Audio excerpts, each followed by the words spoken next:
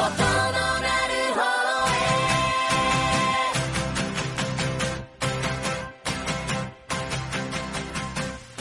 everyone, and welcome to another episode of the James Brown Podcast. I'm your host Raj, and with me as always is my co-host Spencer. Hey everybody. How you doing, man? Good. I'm excited to start. Yeah, how are you?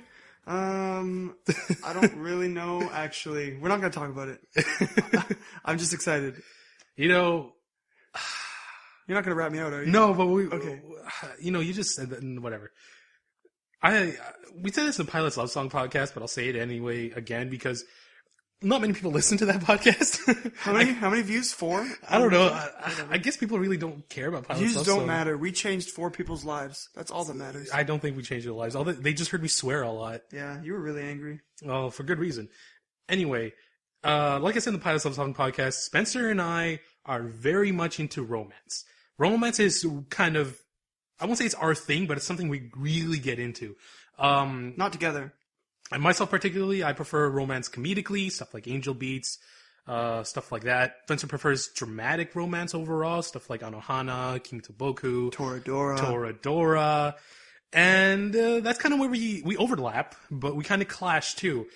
Like we've said before, like I've said before anyway, I watched Toradora maybe 4 years ago for the first time. We probably did it at the same time, actually. I don't know. I watched it when it came out weekly. I don't remember when it first came out. And I remember thinking that it was subpar, that it was garbage.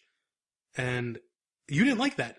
Well, your main reason you said for why you didn't like it was because you were comparing it to a different anime that I don't even know the name of. Zero no Tsukaima. And you're like, it's the exact same thing. Why would I watch something that's like a cheap copy, a cheap imitation? Yeah. So I was like, okay, man, whatever floats your boat. I liked it a lot. And you know what? After watching it, I can understand why. I think I said to you, when I got past like the first 3 episodes, I said, it's okay so far, but I don't understand why it has like a big following. And then when I got over halfway through it, then I said, now I understand why there's a dedicated fan base to this anime. Mm-hmm. So, yeah, we're talking about Toradora. Our main character is Takase Ryuji. Oh, I messed it up. It's Takasu Ryuji. Basically, how do I say this? It's like, this anime is really a push-pull between 4 different characters and their interest with each other. Okay, there's Ryuji, there's Minori, there's Taiga, and Kitamura. Now see if you can follow along if you haven't watched this before. Ryuji likes Minori, Taiga likes Kitamura, and Minori also kind of likes Ryuji, maybe. But then Taiga also kind of sort of might start liking Ryuji. And Kitamura's a fool. And Kitamura is just doing his own Kitamura thing. And then that's just the entire anime. Is this a harem? Can this really be classified as a harem? No. There's 2 guys as pretty much the main character. Do harems ever have 2 guys in it? There are a few. There's 3 girls. Ryuji has 3 love interests. At the very least. I don't think this is a harem. More or less, I think this is actually just an intense high school drama. This has a lot of drama. Jeez, this high school, man. We discussed this before, but the people in this high school put up with a lot of drama. There's a lot. People are crying like every other day. Well, mostly Class 2C. I mean, you don't really ever get to see anybody else from the other classes. The legendary Class 2C, Class apparently. 2C. Oh, man. That's what they referred to in the final episode after the time skip.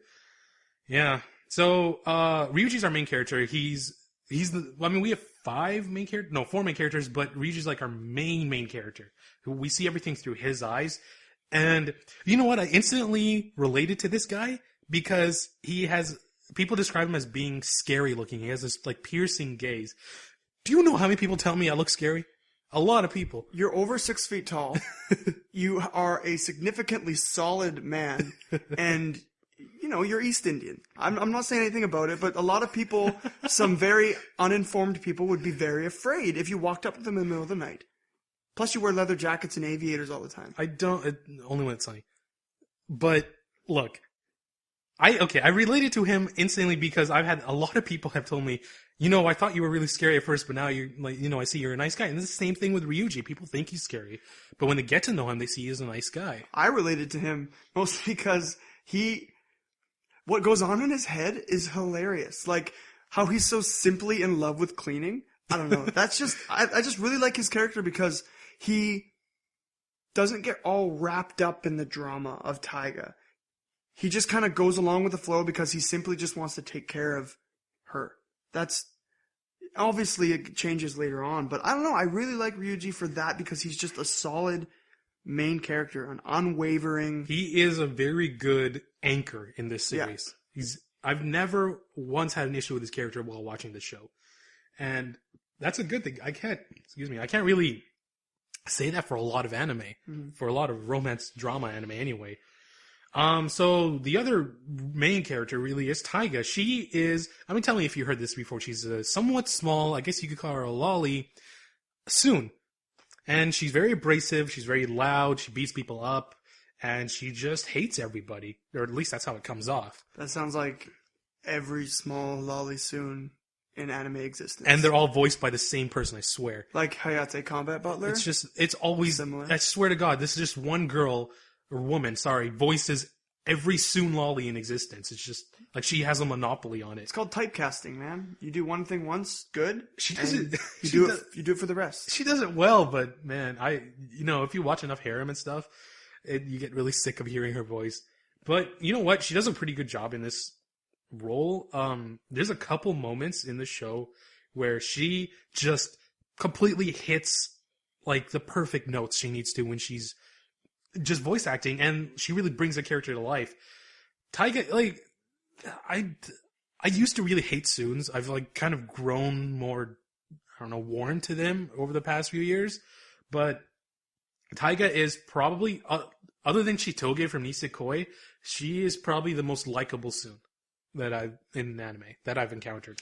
You've never, again, watched Sket Dance, but there's one of the main girls that becomes a love interest later on. The girl with the goggles? No, the guy has the goggles. The girl doesn't have the goggles. Oh, right. There's this girl that's the sister of the president of the school. She becomes a major kind of love play for the main character. Okay. And he was the main character in that show? The guy with the goggles? Bosun. His goggles. They call him Bosun. I don't really. Yeah, so guy with the goggles. His name means left, and his brother's name means right. Okay. Or something like that. His parents must not like them. Well, it's weird, man. It's a weird situation. I'm not reviewing Sket Dance here, but it actually sends you for a couple twists down episode 70. But 70? There's a lot of episodes. I don't know if I want to watch that. But anyways, I like that Tsun because she's a Tsun, but she's very innocent about it, and she's not one of those aggressive ones. I like the innocent Tsuns more than like the abrasive, violent Tsun that Taiga is. So, really, our main story is about Ryuji. I mean, we've discussed this a little bit earlier. Ryuji is in love with Minori, and he's been for about a year-ish, and he just doesn't have the heart to confess to her. He's best friends with a guy named Kitamura. He's the typical student council vice president with glasses and kind of, I don't know how to describe him without insulting him, but he's like, I want to say nerdy, but kind of, I don't know, help me out here. He's like a nerdy goof, I think. I don't know. I think he's very much, if it wasn't for Minori, he'd be the class clown. Yeah, he would be, actually, because he's one of those over-the-top overachievers, but he just doesn't seem to he's an airhead. He just doesn't seem to have a grasp on social structure or proper manner etiquette. Yeah, you and I have a lot of issues with this character. Yeah. He's a tool. Well, I think it would have been better if he was a woman, I guess, maybe. I think I would have liked it better if Minori and Kitamura's genders got switched, potentially. It might have been better that way. It might have been more interesting. Yeah. Maybe. Kitamura became basically a magnet for cliches. At least that's what I found. It's typical cliche in anime that the student council vice president is in love with the president. Some might consider that a spoiler, but really, if you watched enough anime, and by enough I mean maybe 2 or 3, then yes, you would figure that out on your own. The relationships in this anime are, at times, like at the beginning, if you haven't seen it before, it is kind of convoluted, and it's actually kind of refreshing that it's not a love triangle at first, because at the beginning, Taiga and Ryuji actually make a pact to work together. Yeah, Ryuji finds out that she's in love with Kitamura, so they're basically in love with each other's best friend. Yeah. So they make a pact that they'll help each other get with their best friends. And it's refreshing. I really like that concept. I like the idea that they weren't actually battling each other for each other's affection. There wasn't this weird triangle yet. Yeah, really, the entire series is mostly about Taiga opening up and warming up to people around her. Not only Ryuji, but to Kitamura and even to Minori and people in her class. Ryuji also sort of goes through that arc, but he goes much faster because he's not abrasive like Taiga is. He just looks intimidating. So when people find out that he's not actually very scary, they warm up to him very quickly. Very quickly, he becomes friends with everybody in the class. What happens is, get me wrong, are they on, no, 2C, okay, they're in the second year of high school. So he's already been through this last year, and there's a scene actually in the first or second episode where him and Haruta are talking, and Haruta and Nori are Ryuji's good friends. They've been in the class before, and they have to again explain to the new members of the class that Ryuji is not a delinquent. Yeah. So he's already been through this last year, so he's used to that transformation. People actually really like him if they're in the same class. Yeah. But Taiga obviously has never gone through that. Yeah, Taiga doesn't really have any friends except for Minori for a very long time in this series. Well, I guess Ryuji pretty much becomes a friend in the second-ish episode, first-ish episode. But really, she's only close to Minori, and a lot of the series is her opening up to Ryuji and becoming better friends with him. To the point where their friendship very quickly becomes something that's not realistic. Because you would not sew fake boobs for a friend that you barely know. It's just not something you would do. Well, that didn't seem unrealistic to me because of Ryuji's personality. Have you seen his mom? I mean, like, he takes care of his mom like a dad. And so I'm assuming he wasn't treating Taiga like a friend, but like a daughter. That's what Ami says, that he's just playing house. And I guess that is true to an extent, because he does pretty much take care of everybody in his family, including Taiga. And Inko-chan. God, that parrot is so ugly. It's the most hideous animal. He's a precious member of their family. See, they can't even eat chicken because he gets mad. Like, what the hell's wrong with this stupid bird? They should cook him. Oh my god. So, main characters aside, there's Ryuji's mother. Her name is Yasuko or Yachan. She was one of my favorite characters in the show, if not my favorite character, because she's just so lovable. Yeah. She tries her very best to provide for Ryuji. She doesn't get too much screen time, but every time she's on screen, she just exclaims how much she loves this guy. Yeah. And how much she loves his father. And have you heard about his magazines? What magazines? Well, he puts magazines under his shirt. You heard about that? He was so cool, You know? In case he got stabbed. You fell for that, totally. Yeah, I did. You got me. But I also like how Yachan likes Taiga, and how, it's the classic anime where in no real world would two young teenagers be allowed to live so close together without any boundaries, but Yachan's just like, whatever, because she's gone at night all the time. She sleeps all through the day, and when she wakes up, it's dinner time, and that's like the only time she sees Taiga, right? So she lives my life. I live like Yachan. I just realized that. Except you don't go to work, though. I do other things. I have more fun than Yachan does. Well, I don't know about that. Yachan looks like she has tons of fun. Yeah, she does look like... Especially that guy. What the hell was with that, Okay, man? so that there's a moment in the anime where... I think it's like episode 4 where this happens. And, like, Ryuji's walking with Taiga. We should explain what Yachan does. She's like a hostess. Like, if you've seen Ouran High School Host Club, it's like that, but more adult. She dresses up in... Extremely skimpy clothing and pretty much entices customers to spend more money on alcohol and spend more time there by being a friendly friend. She drinks beer with them. She rubs up against them. All this stuff. It's a pretty sweet job. You get paid to drink. Pretty much. I guess it's good for the customers too, I guess. But so I would never go there. Taiga and Ryuji run into one of her customers, and he's like, "Oh, it's Yachan's son. I get to finally cop a feel." And then he grabs a fistful of Ryuji's ass. Like, what the hell was that? That was so random because he just laughed and then they moved on, and he never was seen again. It was so creepy. What was happening in this is Ryuji and Taiga are working together, and I think Ryuji...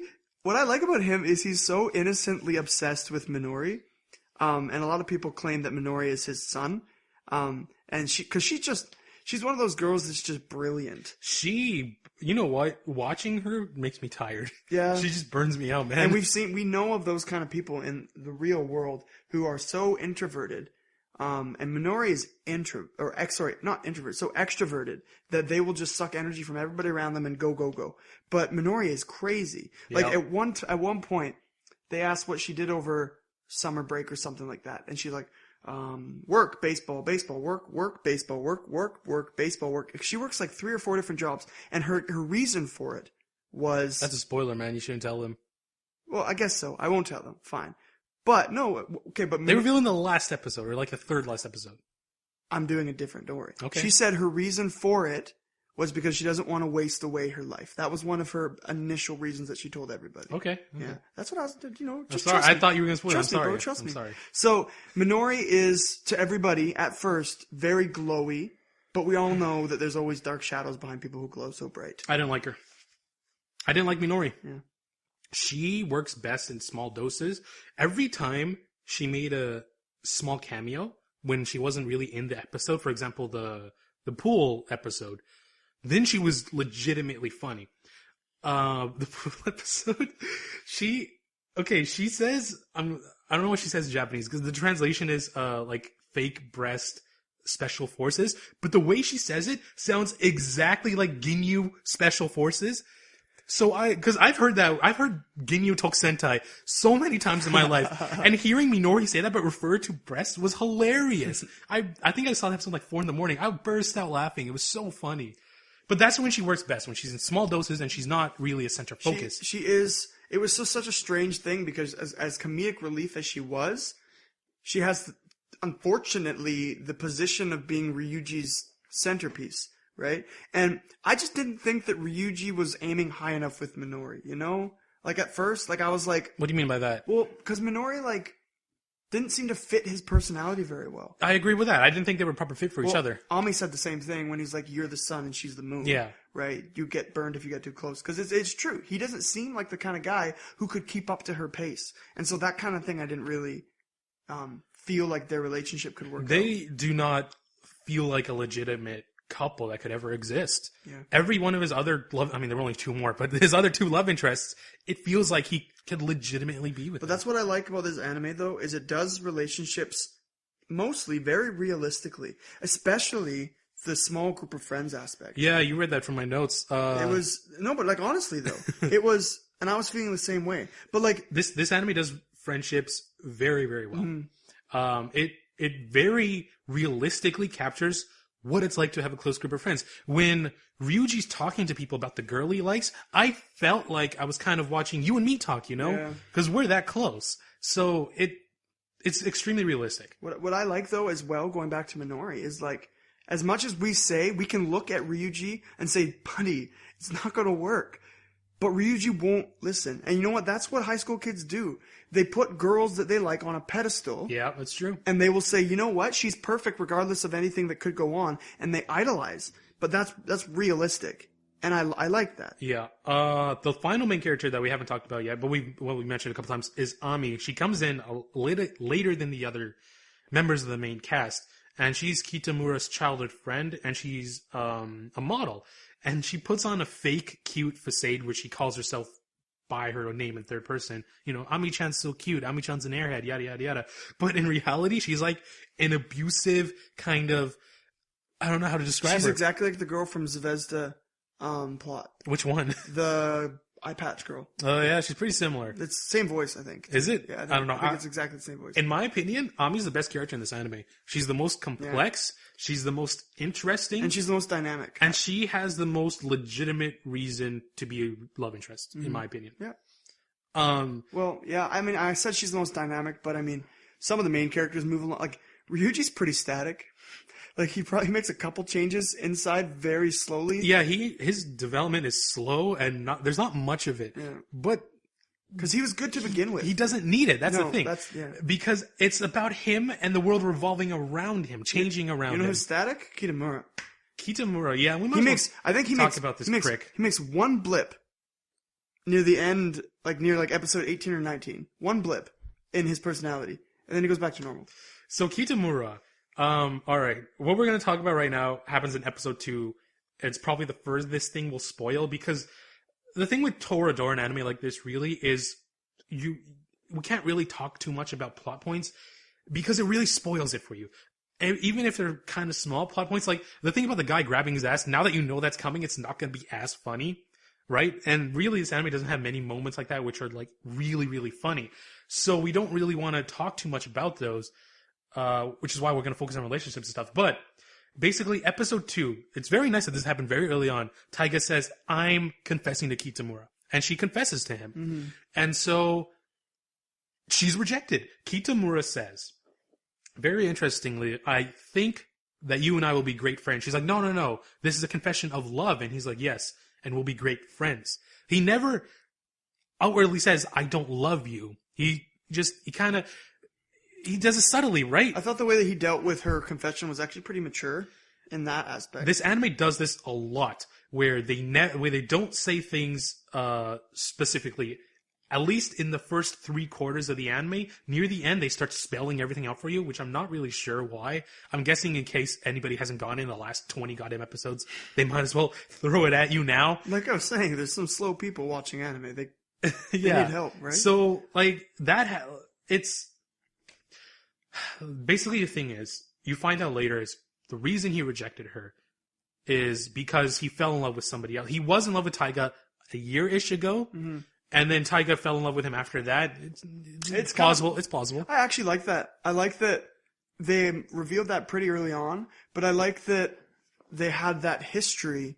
And you know what? That kind of explains a lot of Kitamura's activity, because he might, even despite him liking a different girl, there's always a chance where you're with a girl that you used to like, that those old habits come out. That's not why I think he was acting that way, but we'll get to that. So basically, what happened, Kitamura, this is what I like about this series, is, like we said, it does relationships very realistically. Kitamura doesn't like Taiga more because he moved on to another girl. That's high school. That really is high school. Yep. I don't know how many times that happened to me, but it happened a few times, at least. That's usually just what happens. You like a girl for a little while, it doesn't work out, maybe you guys never get together in the first place, and then you move on to another one. And then the person that you confessed to that rejected you ends up chasing you. That's not so realistic, but that does tend to happen sometimes. Yeah, it can happen. Something that's unobtainable becomes desirable. Yeah. But Kitamura, despite rejecting Taiga, is such a goddamn tool. He leads her on unintentionally. Can I take a pause here? In real life, away from anime, one of the worst types of guys that I know of are the guys that lead women on with no other reason but strictly for pleasure. That bothers me. Like when you just tug at girls' hearts and just lead them along, and then it's for fun for you, that's just complete garbage. Kitamura doesn't do it for fun, though. No, he doesn't. But I mean, I'm saying he's close to that.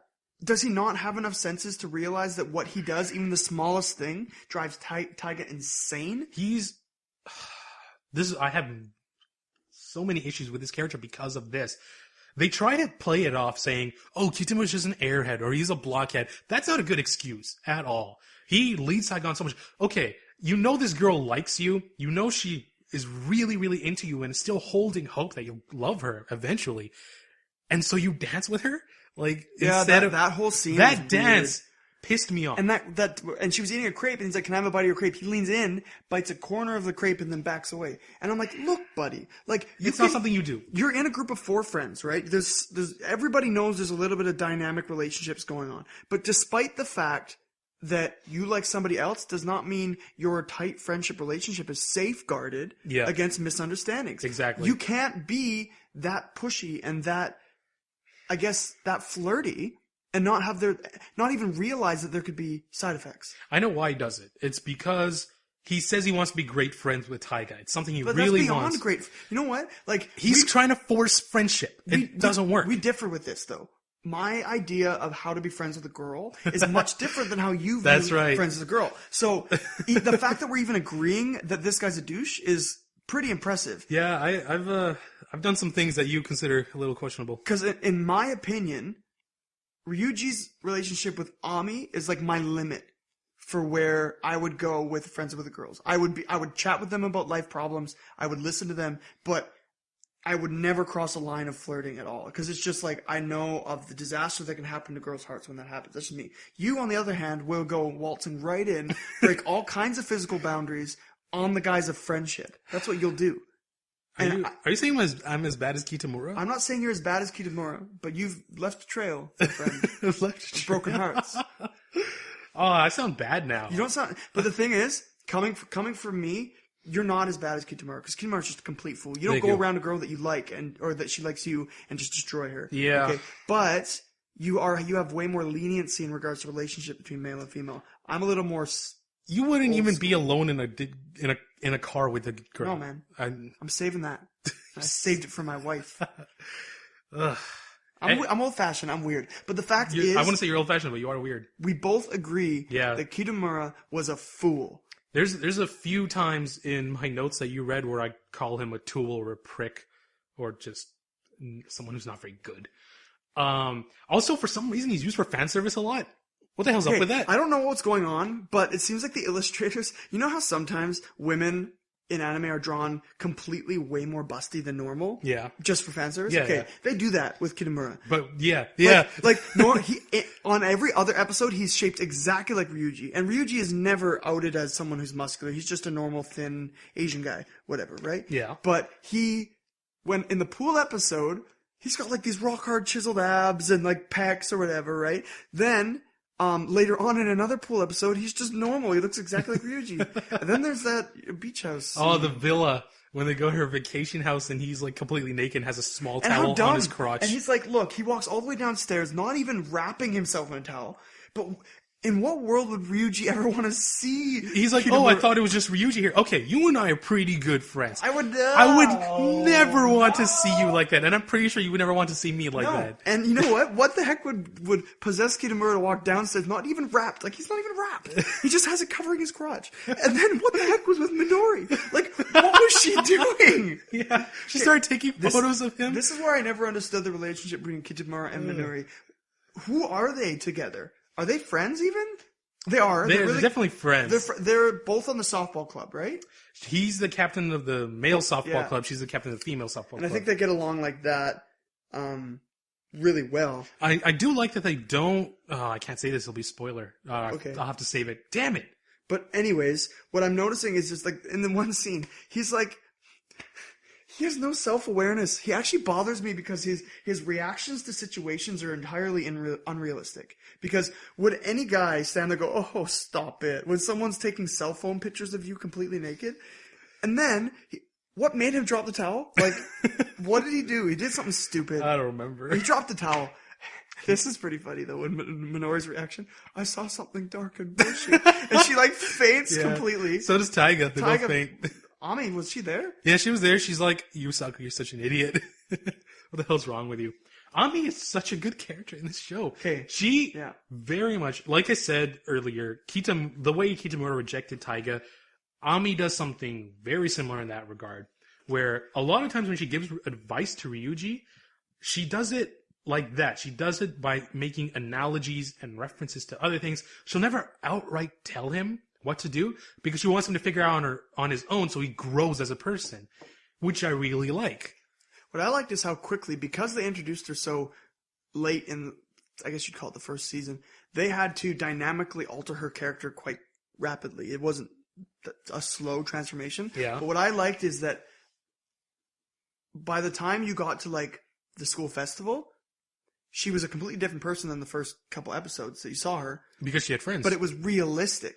Like, it felt realistic in the way that she transformed. Very slowly, she was getting Ryuji to understand who she was, and very slowly, she was opening up to Taiga's persistence, and I don't know. I really like the relationship between Taiga and Ami. I like the relationship with Taiga and Ami a lot. It's probably the most entertaining one, at the very least. Taiga calls her the stupid chihuahua, or stupid chi, Bakachi for short. In my translation, they call her Chi-Chi. Which makes no sense. I don't really know why, but whatever. It kind of becomes a term of endearment later. Like, they go from really hating each other to becoming very good friends. To the point where if Taiga calls Ami, she will come over. Yeah. And when she comes over, she'll say, oh, I don't want to be here. Like, she'll get mad. But she still comes anyway. Yeah. She actually explains why later on. And I don't really buy her reasoning. I think it's a mix of what she says, but also because she really feels like she's good friends with Taiga now. Well, they're both tsuns, in that little bit of sense. What do we call Ami a tsun? In regards to each other, I guess. Near the end. You know, okay, Ami has a really great scene where She has this weird thing where she likes to sit in between vending machines. It's like she likes cramped spaces. It's weird, but whatever. And Ryuji comes by. He had just had a fight with Minori. He was in the cramped space first. I don't maybe. And then he pulled her out and said, "That's my space. I fit perfectly." She sat down. Right. Well, this was afterwards anyway. Yeah. So he was in a fight with Minori, and then she, up to this point, Ami's had suspicions that he liked Minori, but she wasn't totally sure. And she says something along the lines of, "You can get into or you can yell at the girl you like that much. I didn't know you were that kind of beast," or something like that. And Ryuji says, like, "Yeah, I guess I can."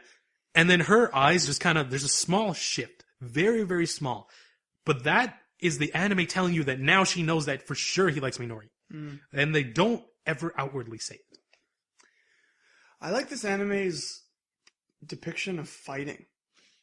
Like, even the fight the fights made me legitimately awkward. Like, they actually made me feel tense. You talking about verbal or physical?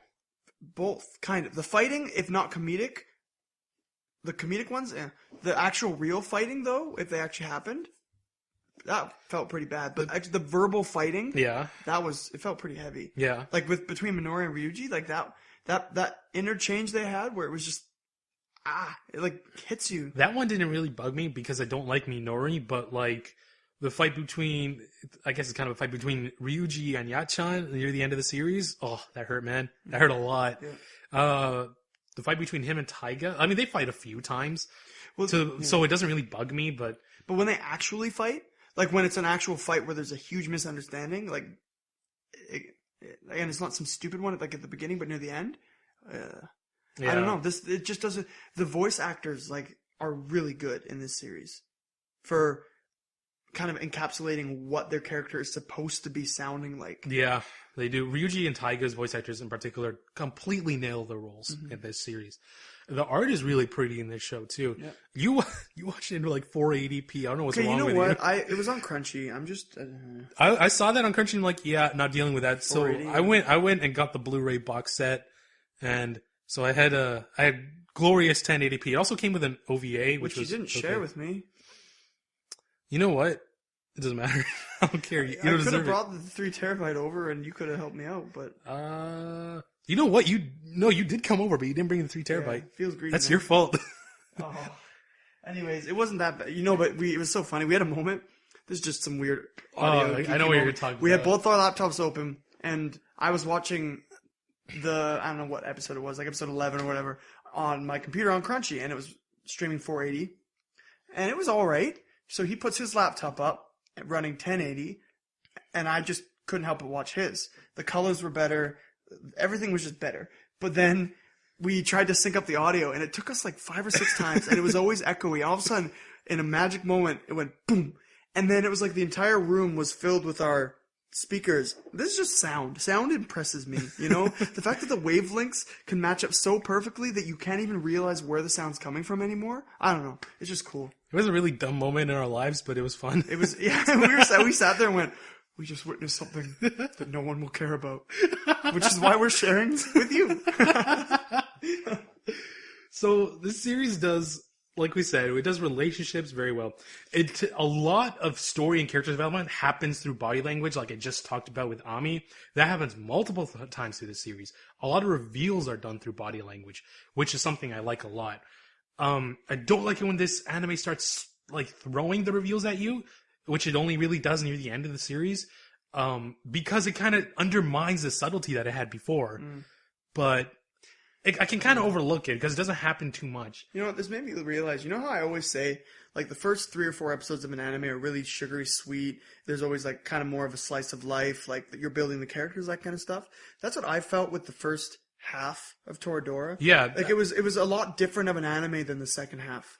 Around episode 14, when the theme song changes, Toradora takes a very abrupt shift from comedy to hardcore heavy drama. And you know what? You can't blame it. You have 4 friends with messed up intertwining relationships. Something's going to break eventually, especially when you start throwing in 2 of the main characters, 3, 4, 5 of the main characters having broken families.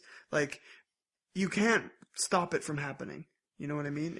Everything's going to come to a head eventually. I was waiting for it to come to that head for a long time because honestly, the comedy in the series does not work very well. Yeah, there's only a couple times that, Kitamura never made me laugh. Like, there's only a couple times.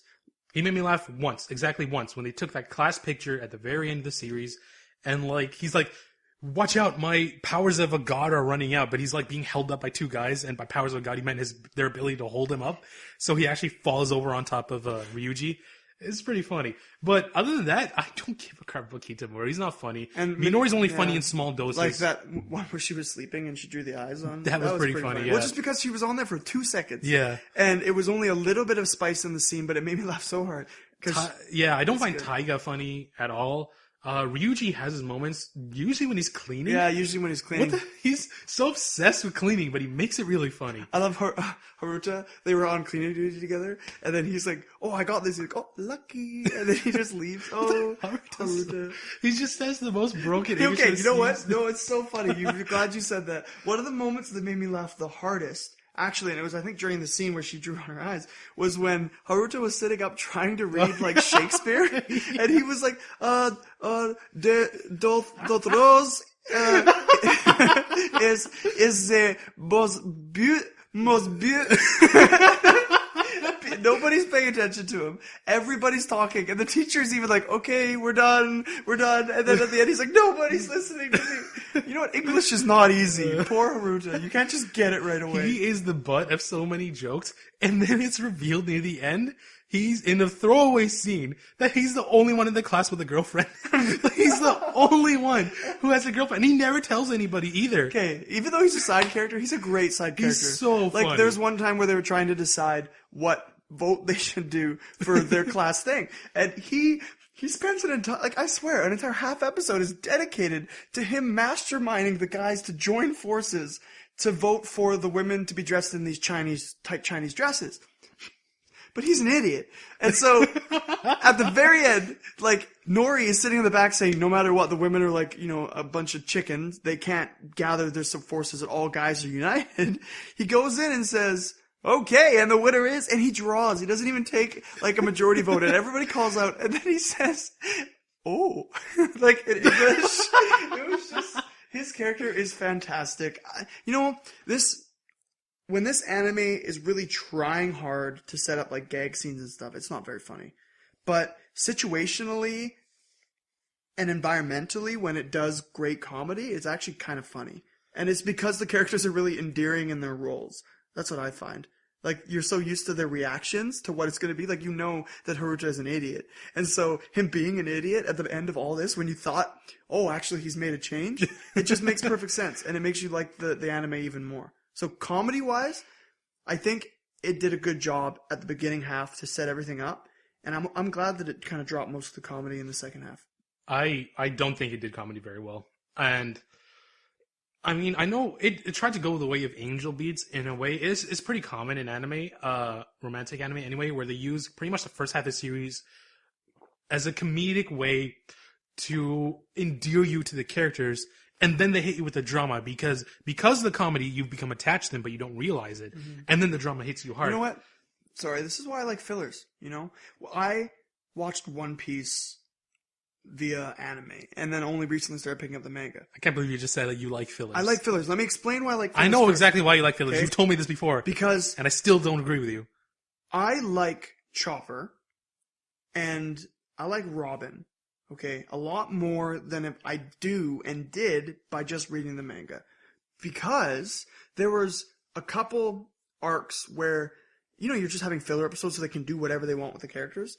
They flesh the characters out. And they have these really endearing moments of comedy where you're actually like living life with the characters. There isn't some big thing hand pushing them. You can have one episodic episode and then it's over, but you remember it and it's part of the character's history. And so I think that Toradora did a really good job of setting up a bunch of history between these characters. And the comedy, I think, did it fine. I disagree. On the subject of things that this anime does wrong, along with the comedy, this anime is horrendously inconsistent with its quality. It really doesn't make any sense. A lot of the time, it's just average and okay. And that's when I was thinking to myself, why am I watching this series? It's not all that great. But then it just has these moments where it hits it so well. The things that this anime does well, it does exceptionally well. Yeah. And in those moments, I'm like, this anime is amazing. I love it. I understand so well why people love this series. But then it goes back to being average or only okay. Sometimes even below average. Yeah, but you gotta understand, the inconsistency is so weird. The inconsistency is probably what makes people like it, because they stick around for the good. You know what I mean? And you only know it's good because it was bad at one point. What quality are you talking about? Like, you said the quality goes subpar. What are you talking about? Graphically, audibly, like the writing, the plot, and the characters. The story. Yes, the story becomes subpar. This anime examples has a lot of it follows a lot of romantic cliches that are found not only in other anime but also in visual novels. It hits the typical cultural festival. It hits the typical vacation episode. It hits the typical class trip episode. It hits all of those. And you know going into it, as soon as they start telling you, yeah, we're going to go into this now, you know something big's going to happen. Like, because that's kind of the set piece where large amounts of character development happen. And this anime does it too. But it doesn't execute it very well a lot of the times. The villa episode where they go on vacation to Ami's vacation house, that is not a very good arc. That is average. It felt very shallow, you know? Like they didn't build up and you know, one of this... It had the one moment with Takasu and Minori, where, by the way, the cinematography in that scene was fantastic. It was beautiful, yeah. But everything else, that arc was not worth the payoff. You know what I'm realizing now that I look back on it? This anime lacks a lot of day-to-day activities with the characters. Like, it rarely shows academics at all. It rarely shows anything to do with, like, the characters' day-to-day lives. Like, you never see Minori play baseball, except a couple times. Yeah, like once or twice. And at the beach house, you never see them, like, you only see them play in the water, like, a couple times. Yeah. And then they're doing random stuff. Like, it feels rushed a little bit. And it's a 25-episode series. I don't know why they did that. I feel like Toradora would have worked better as a 12-episode series. With the pacing it has, I feel like there's a lot of episodes that are wasted. I feel like I would like it a lot better if it was just 12 episodes. But it worked out in the end, though. Like, for as much as we felt like was bad about it, the ending was pretty satisfying. It was satisfying for the main relationship. I don't want to talk about that too much because, you know, spoilers. We're nearing our spoiler section right now. But the ending was satisfying for the love story. But there's character development that was missed that I really wanted to know. For example, they make a big deal about Ryuji not knowing what he wants to do for his future. He kind of sort of wants to go to college, but his family's poor, so he can't afford it. He doesn't really know what career he wants. Taiga always says, I don't care about my future. My family's rich. I can do whatever I want. But at the same time, she doesn't know what she wants to do. Kitamura doesn't... They do reveal what he does afterwards, but he never says why he wants to. I do know why, because this anime is kind of obvious. Minori at least tells you, like, this is my dream, this is what I want to do, this is my goal. But Ryuji and Taiga just don't get that development at the end. It's missing. Even after watching the OVA and all the specials, I don't know what Ryuji wants to do with his life. And yet the visual novel does. It does do that. It gives you that ending. Depending on what girl Ryuji ends up with in the visual novel, his career changes. Oh, really? Yeah. You know, it could end up being something that the creator actually wanted to do. It could be a money grab, if you think about it. They could make all those things incomplete just so you do everything. It's a side thing, though. Remember the Christmas concert episode? Yeah. I forgot to mention that. That's not a cliche. But the visual novel is like a complete side arc off of that. In the visual novel, Ryuji loses all of his memories. He gets the reset, basically. And then it's like, what girl do I go for? It's a reset. Yeah, cliche. But it's like the coma. You know what's the lamest? The coma's pretty bad. You know what's the lamest ending to any movie, anime, episode, TV series in the world? What? Is when someone wakes up from like a dream or a coma. Mm-hmm. It was all a dream. It was all a dream is the worst cop-out ever. Yeah. You can do whatever the crap you want in any story and say it was all a dream. And nobody cares. And it all makes sense. Oh! It's like that Next show with Nicolas Cage. And like... Oh, I like that. Yeah. but until until he woke up at the It end. was a dream. No, it was a prediction of the future. It was a giant projection because he stuck his penis inside of her. That's true. It's the closest I've ever been. That's so true. Stupid Nicolas Cage. He would say it like that too. It's like the closest I've ever been, man. It's like, Nicolas Cage. Not the bees. You know what I watched yesterday? I watched The Croods. Have you ever seen Never it? heard of it. Oh, it's some, How to Train Your Dragon? Yeah. It's like the same company that made that. Great movie. Nicolas Cage was the main character. Yeah. He was supposed to be this oafish, caveman with Nicolas Cage's voice. It was so awkward. Like, Janelle loved it, but I was sitting there like, it makes me incredibly uncomfortable to know that this man searched for a national treasure at one point. I love Nick Cage. He's I don't so know. funny. Everybody loves Nick Cage, though. You can't. He gives the greatest entertainment when he goes insane. So, That was an aside. wrapping up our non-spoiler section here, things this anime does well: relationships and the love story are top notch. Aside from, like I said, the inconsistency in the storytelling, like I said, what it does well, it does exceptionally Exactly. I personally think that this anime gets relationships. It does a really amazing job, for the most part, of bringing in characters with relatable issues and then deals with them pretty realistically. Like we were saying, it deals with a small group of friends and the dynamics that go with that really well. well. Yeah. Things this anime doesn't do well, like I said, the inconsistencies. It hits all the cliches, and a lot of times they don't really work out. Some arcs don't have any payoff, and the payoff that they do get, a lot of times, isn't worth it.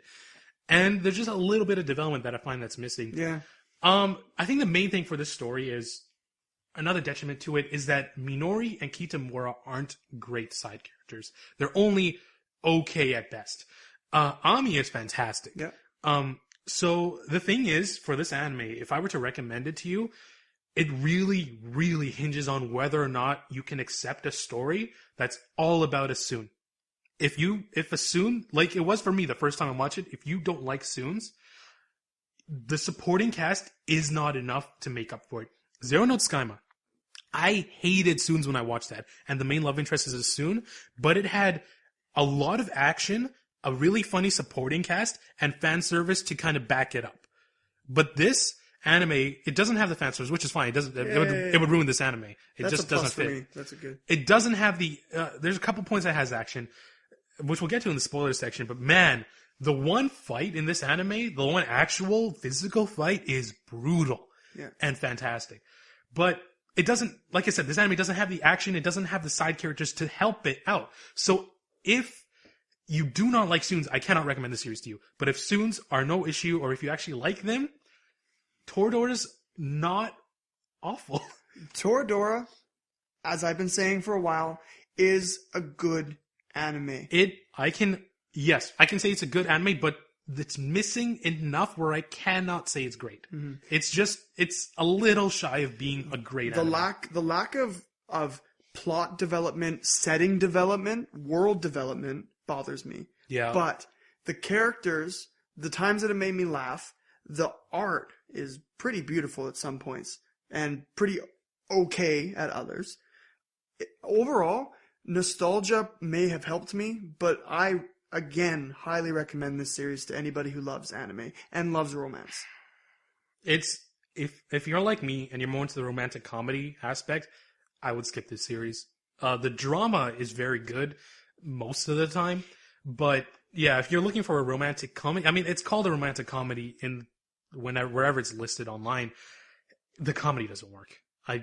Well, no, I'm going to say, if you do like romantic comedy, stick with it, because it lasts long enough to get you into the anime and then brings you into the drama. So if you're looking to find out whether or not you do either like A, drama, or B, comedy in your romance, this is a good anime to get you into both sections and see.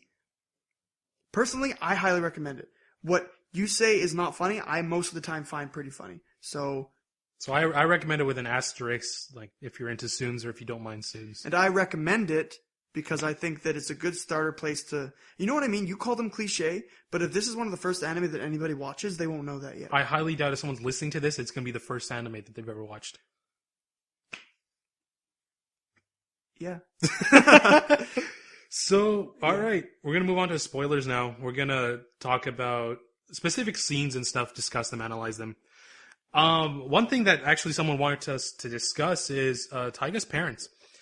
So one of the arcs, it's the cultural festival arc, the cliche, like I said, that Taiga, her dad comes back and he wants to, basically her family's broken. Her parents are divorced. They've each married somebody else. They have new families now. And Taiga really doesn't feel like she belongs in either of them. So she lives alone in an apartment paid for by her father. And her father comes back and says, look, I want to live with you again. I love you. My daughter's the most important person to me. I'm going to divorce this woman. And that's basically the premise of this arc. This arc, actually, this is one of the things that why I really like Ryuji, because Ryuji was doing exactly what I would do without any previous knowledge of what's going on. I mean, he's taking care of Taiga really closely, and then all of a sudden the dad comes along, and you're like, this is perfect. And he doesn't have any knowledge. Taiga's not telling him. It's not his fault, right? That fight between him and Minori later on because of this, I think I was on Ryuji's side the whole time. Just because the dramatic knowledge wasn't there for us to know why we shouldn't be on his side. Yeah, I see what you mean. You know what? I told you this before. Okay, this anime that made me cry. Anohana, Angel Beats, and what was the other one? Canon. Those are the only 3 anime that ever made me legitimately cry. I'm not even going to list mine. I did not cry with this anime, but I did get misty-eyed, I think, 3 times. Ryuji fighting with Taiga about her father was one of those times. Yeah. Like I said before on this podcast, I'm a big sucker for this father and daughter, son, mostly father-son relationship stuff. It just hits me hard for some reason. And Ryuji grabbing Taiga and like slamming her against the wall and saying, I can never meet my father. Yeah, my dad's not coming back. That hurt me. And then the way she reaches out to him, she like grabs his mouth to make him shut up, but then she like moves her hand and like touches the side of his face gently. That was a really good moment in the series. It made me very sad for Ryuji. And he realizes at the same time, he's like, I'm doing this for myself, not for Taiga, because I'm kind of jealous. But actually talking about her parents, yeah, her dad's a prick. I mean, he's just a tool.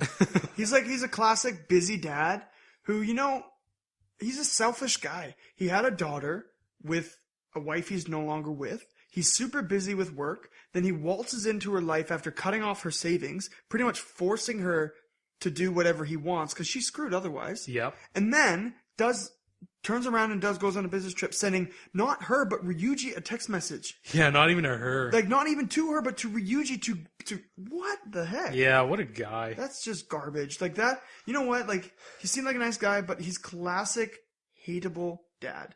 And he's a douche. He seems like a person. He's not made to be a father. He's not someone who wants to be a father. Probably, obviously. I'm assuming Tiger was maybe an accident. I assume. Yeah, dude, learn to use a condom. What the hell's wrong with you? But sometimes it doesn't work. Yeah, there's a chance. But this guy is just there's not much we can say. Everybody knows he's a douchebag. They tell you he's a douchebag. There's not much to discuss. But I think it just proves that Ryuji just wants to. He believes in a person. He believes in the best that a person can offer. Which is why he can react with Ami as well as he can. Because as much as the face that she puts up, he sees right through it, and he treats her like nobody else treats her. Which is why she falls in love with him. Because she's childish. That's why I said she has the most legitimate reason to love Ryuji. It's because he's the only one who treats him, or he's the only one who treats her right. He's the only one who treats her the way she wants to be treated. She wants people to look through her facade and treat her like a kid. She doesn't like being called mature. Yeah. And Ryuji's the only one I mean, Kitamura does too, but Kitamura has no interest in Ami. Despite being childhood friends, their interaction is very limited. It's kind of weird. Well, that's what I kind of liked. Like, they brought the childhood friend cliche in, but then they just disregarded it. And they just knew each other. They were pretty much just friends, but then that was it. They didn't really seem like friends to me. They seemed more like acquaintances because they just didn't talk. I mean, I have childhood friends. If I'm hanging out with them or they're in my class or whatever, I'm going to talk to them a lot. Yeah, but I think with Taiga and Ryuji being the exception, I don't think there was many cross-gender relationships going on in class that often. Yeah, with the exception of our main character, not much. But that's how it is kind of in real life. Of course. That's why Taiga and Ryuji were, and that's why, you can say when anime, like harems, it doesn't really matter, they do that anyways. But this anime actually held on to those kind of realistic things. Like we said, this anime does relationships very realistically and very well. Yeah. With Taiga, it's very natural that if you spend enough time with one person, you're going to fall in love with them, especially with the way that Ryuji and Taiga spend time together. It's either fall in love or fall apart. Yeah. And kind of both happened to him at one point. It's just the way things are. That's happened to me. It's happened to me before. I don't know if it's ever happened to you. Oh, yeah. Of course it has. It's just a way of life. This anime captures high school romance very well. You know what? A lot of time in anime, actually every time in anime pretty much, when they say I love you, they really mean I like you. It's a crush. It's ski, yeah. But with Taiga and Ryuji, it actually feels like love. Well, they've been through a lot. Because they've been living together for like a year. Yeah.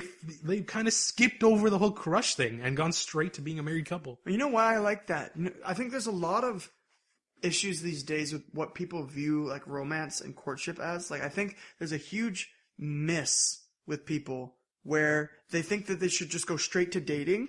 Like, just go straight into dating. I'm going to go on a date with you right away. Then we're going to sleep together. Then I'm going to meet your parents. And then maybe we'll get married and then we'll have a divorce. You know what I mean? It just... You just assume the bad ending. Well, it's just really... You know what I mean? Like, I'm not saying what I did was right, and everyone does their own thing because it's super hard, especially when you're out of high school. I know how hard it is to actually get into a social situation where you can talk with a girl. Like, honestly, like if I didn't meet my fiance when I did, we were in a group together, like a small group or whatever, and we saw each other regularly with our friends. I don't know when or how. Like, all I do is work in anime, honestly. And all I'm saying is, like, that courtship that they have where they went through a lot of life together friendship-wise, and then they grew to like each other, and then they moved, you know what I mean? And then the parents are already there. I don't know. I really empower that kind of relationship. They fall in love very early in the series. Something that I like a lot about this anime is by the point of episode 4 or 5, Ryuji and Taiga are already in love, but they don't know it. You can especially see it in Taiga where the gears in her head turn. You can see her, she doesn't even notice it happening, but the internal conflict is real in her. Even in those early episodes, she doesn't know she's in love with him, but her heart does, The only reason she can get through it is because she's kind of mentally set Ryuji up as a dog, right? Well, because she set Kitamura in the forefront of her mind. Exactly. And she can't, this entire series, she can't talk to Kitamura until she finally accepts the fact that she's in love with Ryuji. When she accepts that fact, suddenly she has no issue talking with Kitamura because she's in love with Ryuji now. That's a pretty interesting moment because the anime made it so seamless.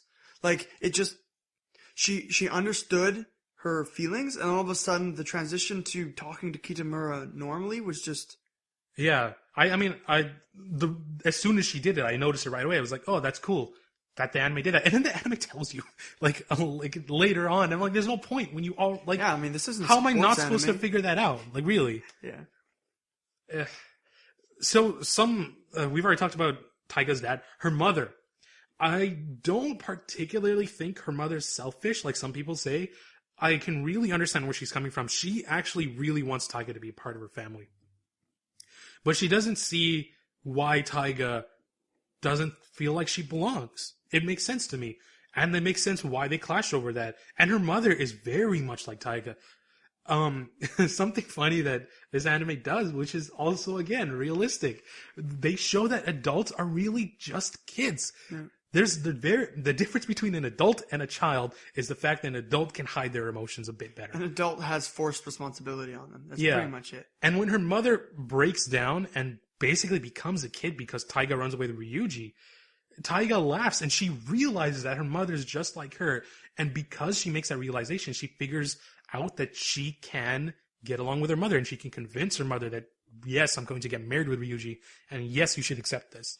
Which is why I could accept Taiga leaving at the end of the series. That's one thing. I'm not a huge fan of time skips, but I mean, they packed a lot of emotional drama in the last 5 or 6 episodes really tightly. Yeah. And then they had to. I don't think I would have liked the series as much if they didn't skip ahead a year and brought her back. I don't have an issue with the skip ahead too much. One thing I mean, they give you a very small flash of it, the graduation ceremony. I would have liked more of that. I like graduation in anime because it doesn't happen too often. You don't usually get it. Well, that's what I was saying. I keep telling you, maybe you should watch K-On! But you said you hate K-On! I don't like K-On! I'm not going to watch K-On! it. Is the exact same art style as Beyond the Boundary. It's the exact same art style as Free, which I like, and we're not going to talk about that. It's the exact same art style as another one that we were recently watching that I really liked. Selector Infected Wix Cause? No, not that one. You're watching that? I thought you gave up on it. No. Oh. How would I give up on that? The art style of K-On! Is very... You'll tell immediately. Oh, the one with the girl, Tomoko Market. Okay. Oh, I still have to watch that. Tomoko Market looks really good. Fantastic. Anyways, K-On! Had a graduating ceremony, and K-On! Brought you through life with these four or five girls, all the way through 2 whole years of high school. And at the end, when they graduated, holy crap, I was like wrecked because I was watching that series near my my first year of university, so I was still kind of fresh out of high school, and man, I wanted to go back to high school real badly. And that's what I liked about Toradora, is it brought it back to that, and I'm glad they touched on that ceremony. You know what I mean? Well, nothing's as sad as Angel Beats ceremony, but we're not going to talk about that. Oh man, nothing's as sad as that. That was one hell of a graduation ceremony. But that's for a different day.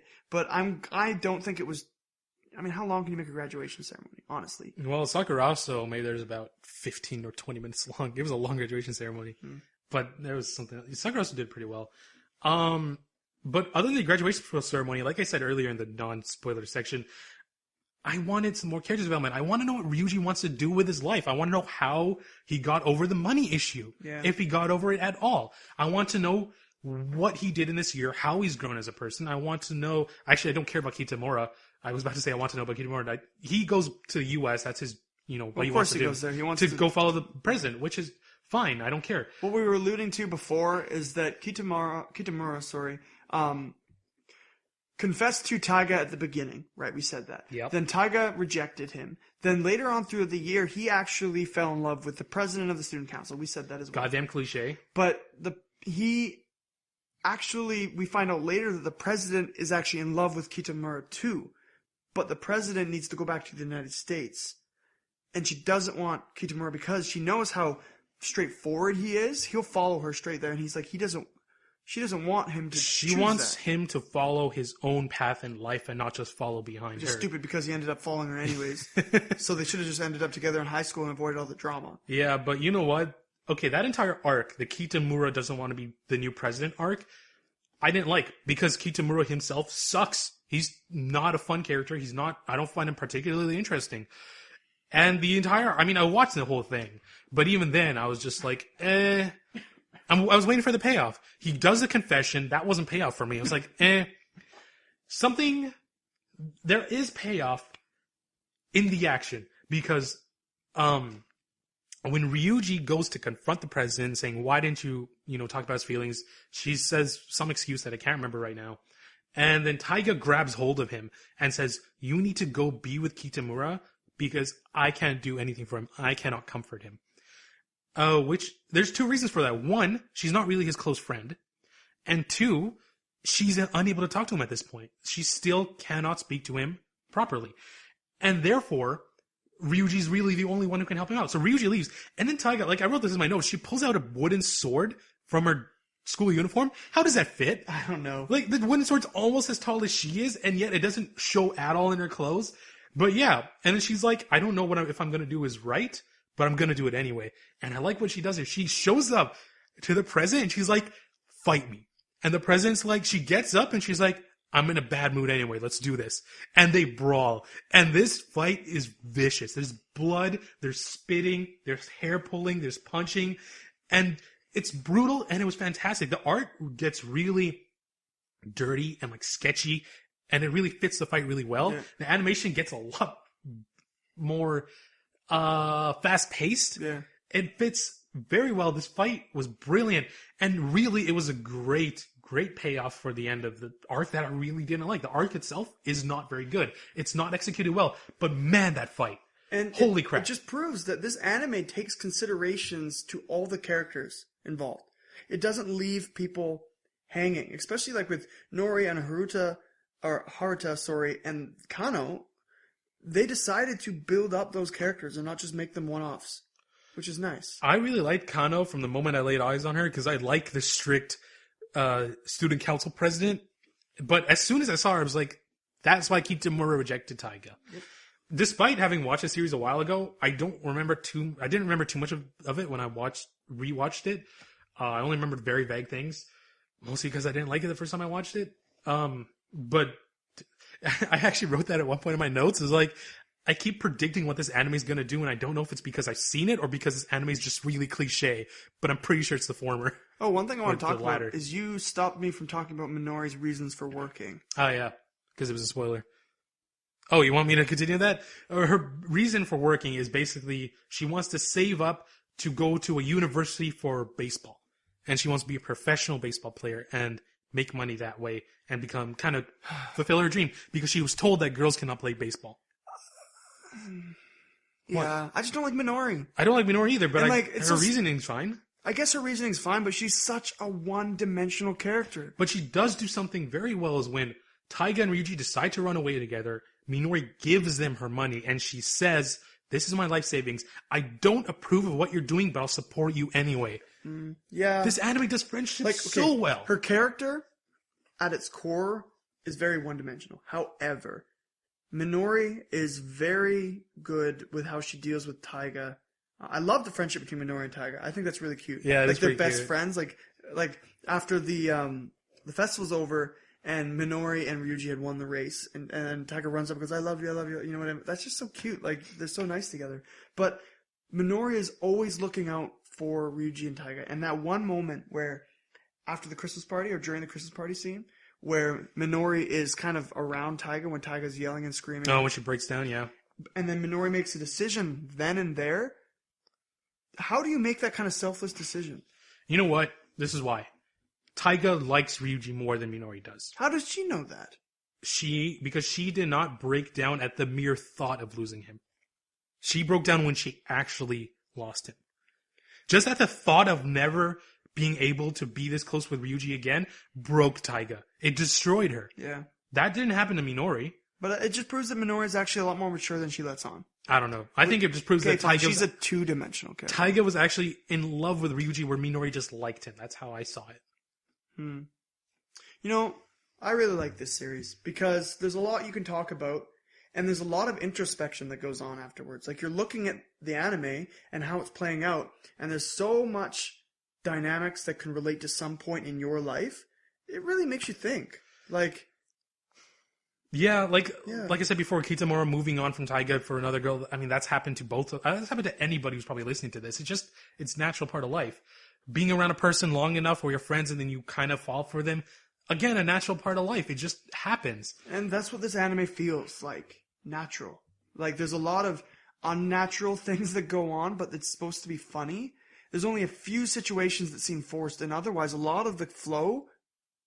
You know what? I talked about this earlier, but this has nothing to do with what you're talking about. But when Ryuji fights with Yasuko, when he yells at her and says, don't force your failures onto me, my hand went from just my lap to my mouth, like what happened to you in Captain Earth. Yeah. And because I was horrified. It's like, I really like Yasuko because she is such a sweet mother who does so nice. She does everything for Ryuji and she loves him so much. And seeing Ryuji just lash at her like that, it hurt, man. Yeah. It hurt so much. That's what I was saying. The fights verbally in this anime are heavy. Like you feel like you want to leave the room, but no one else is there. It's weird. There were times in this anime where I had to pause and brace myself for a fight. Yeah. Because I was like, I just can't handle this right now. I just need to take a break. There was so much build up near the end of this anime that it got incredibly tense. Heavy. It was just, I don't know, man. And it's good. And it all wound up okay. You know what I mean? And that's what I like. It didn't end up all of the friends breaking apart. It ended up with all of them figuring it out and coming back together. Kind of, yeah. There need to be more reaction between everybody at the end. But I mean, they're all leaving though, and that's what I like too. They don't all try to go to the same university or whatever, right? Like Minori's going to a different university for baseball. Yeah. Kitamura's leaving to the U.S. Yeah. And then Ryuji and Taiga are just going to get married. Yeah. And when are they going to see each other? And we have no idea what Ami's doing. You know, Ami's the most interesting character in this series, and probably my favorite. Did I just say Yasuko's my favorite? One of them is my favorite. But Ami, she gets the least amount of screen time. It makes me sad. She's so much more interesting than Minori. So much more interesting than Kitamura, and she gets less screen time than both of them. But I think she doesn't need that much screen time because she's so potent as a character. Her character is designed to absorb all of their attention in the screen, and she does that. Like, when she's on screen with Ryuji, I'm only looking at her. And it's just because she's so potent that she could actually detract from the story if she was on more. I guess. You know what? The school trip arc was done very well. That was an arc that was actually executed well. The Christmas party arc was okay. I didn't think it was bad. The two bad arcs, really, in my mind, are the vacation arc and the Kitamura not wanting to become vice president arc. Those two just didn't work. Well, I watched this series a long time ago, like you. I watched it all the way through, and I absolutely loved it. But for some reason, the only scene, whenever I thought of Toradora, the only scene I ever remembered was the scene where Ryuji was carrying Taiga on his back. Yeah, that's a good scene. I just think I don't know why that scene stuck out to me so much, but I think it was the moment when Ryuji realized that Taiga, and when Taiga confessed to Ryuji by accident, when Ryuji actually heard those words from her, my heart kind of broke a little bit for Ryuji, because now he's reaching this moment where he has to choose. I like that they spent, I think, 2 episodes of Ryuji contemplating everything, rather than him. I mean, he did freak out a couple times with Taiga liking him, but really he spent 2 episodes thinking about it a lot. And, in the end, he does go for her. Why would you not want to live with someone as buddy as Taiga? If they can, and this is one of the things that Chunibyo got right and also got wrong. First season of Chunibyo is awesome. Did a really good relationship, kind of like Taiga and Ryuji, because a very strange tsun and a pretty busybody main character who kind of does everything, housewife kind of thing. Mm-hmm. The relationships are very similar. But what I was noticing is just the relationship between Ryuji and Taiga is just, I love it. I don't know how to explain it, and I totally lost track of what I was saying. But before I tried pronouncing Chunibyo, what was I saying? I don't remember. I don't remember either. I kind of zoned out. Any of you just help me out? I was comparing the two. I was going somewhere.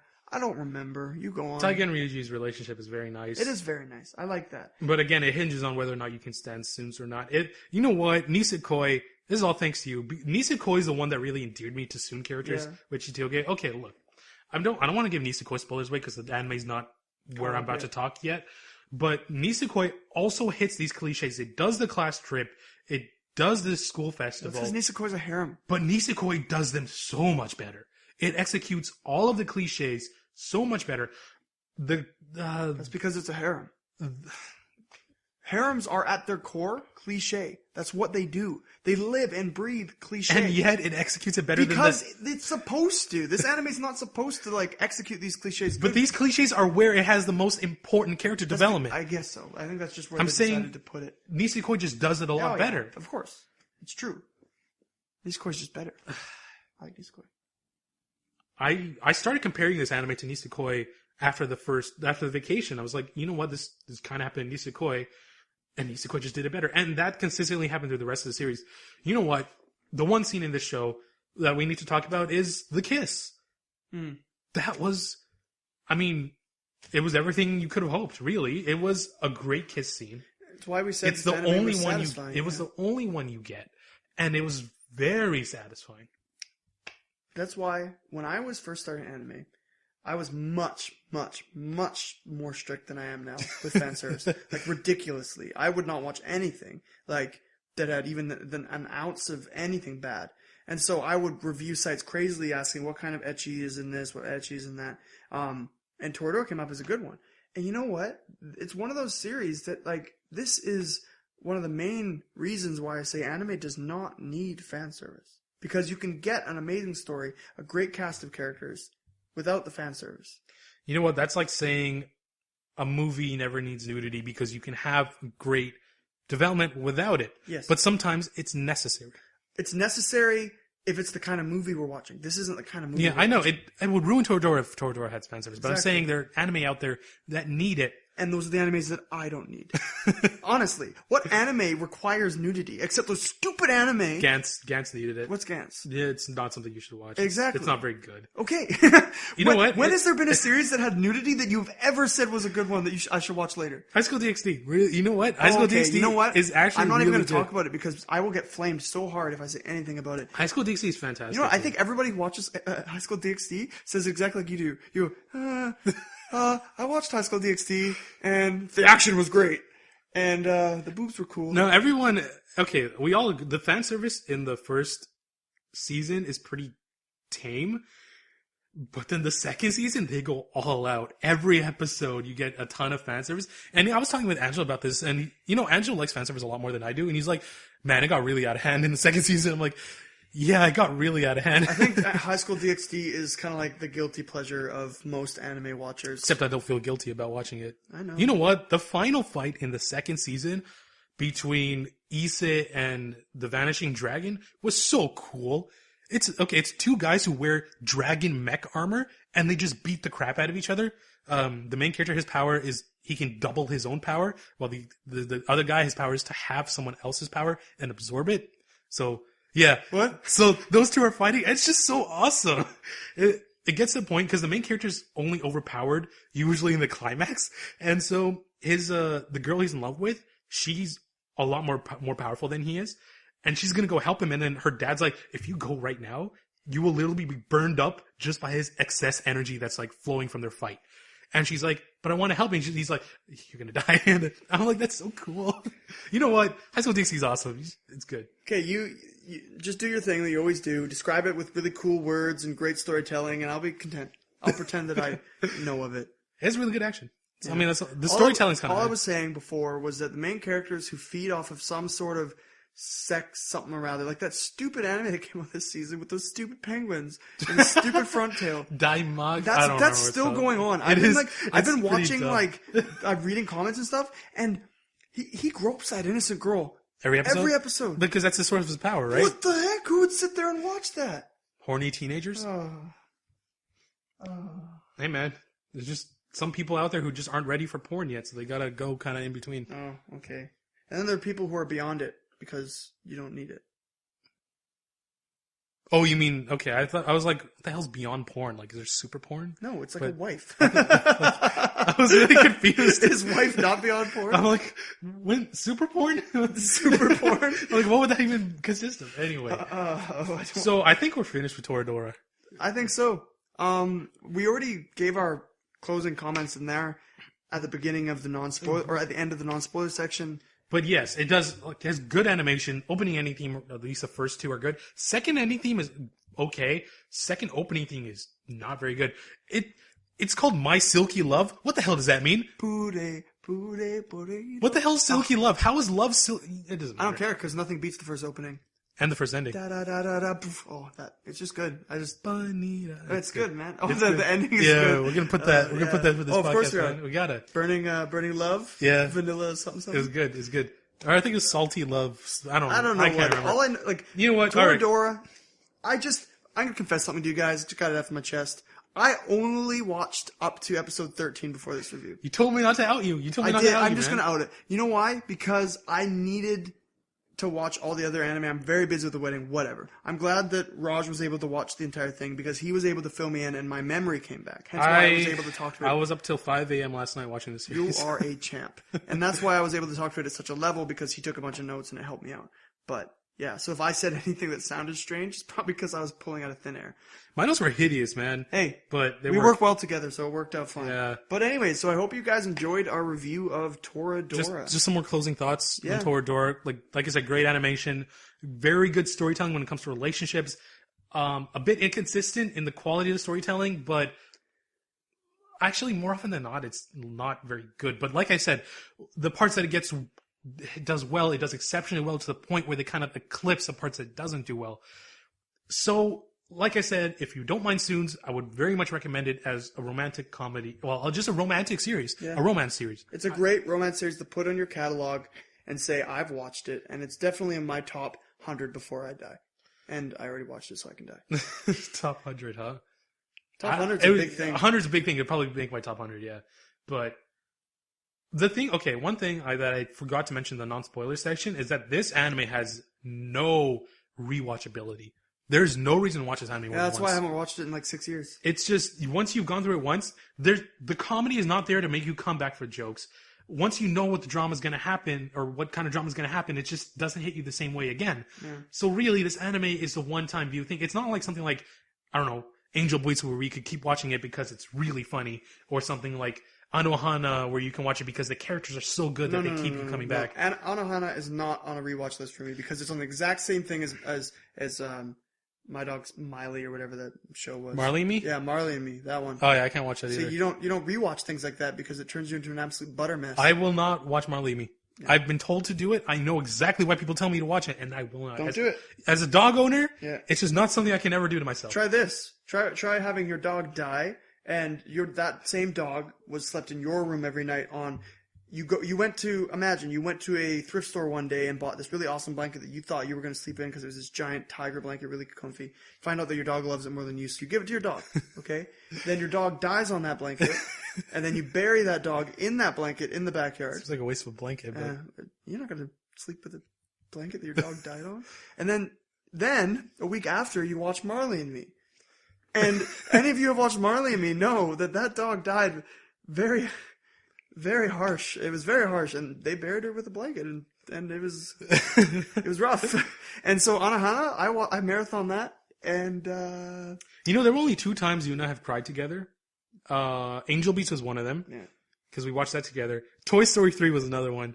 Oh my God. Yeah, we That's because Toy Story 3 came out almost exactly at the same time we graduated high school. Yeah. It was, what's weird? We were in that perfect zone where Toy Story followed our lives when we were young kids who liked toys. Toy Story 1 came out. Yeah. Toy Story 2 came out around the same time. Toy Story 3 came out and when Andy was giving up all his toys. Yeah. And we had to do the same thing. It was brutal. So that's the Spencer and Raj Get Sentimental podcast. Oh, man, my heart. So we are going to move on to our recap in the next podcast. It's going to be 2 separate podcasts. If you're not going to watch that, then I guess we'll just see you next week. Yeah. So, send any questions, concerns, comments you have to our Twitter at JNB Podcast. Other than that, I'm Raj and James and Brown. I'm Spencer, James and Brown. We'll either see you in the next podcast or we'll see you next week, guys. See you later. Hope you enjoyed Toradora. Bye.